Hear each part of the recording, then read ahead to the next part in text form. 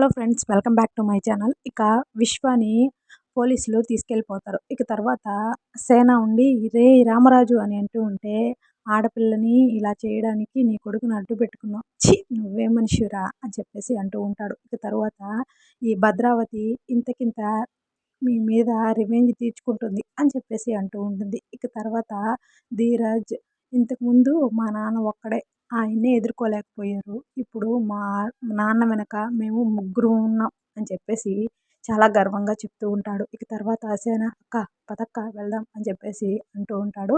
ఇక అందరూ వెళ్తూ ఉంటే ధీరజ్, ఓయ్ భద్రావతి గారు, పరాభవనామ సంవత్సర శుభాకాంక్షలు, ఉగాది శుభాకాంక్షలు, ఇక అన్నీ మీకు అప్పచేయాలి, వెళ్ళండి అని అంటాడు. ఇక తర్వాత లోపలికి వచ్చాక వేదవతి, రే నీ చెల్లెలి పరువు నువ్వే తీసుకుంటావా, ఇలా ఒక ఆడపిల్లని పోలీస్ స్టేషన్కి తీసుకెళ్తావా, అసలు నీకు బుద్ధుందా అని అడుగుతూ ఉంటే రామరాజు వాడు చేసిందే కరెక్ట్ అని చెప్తాడు.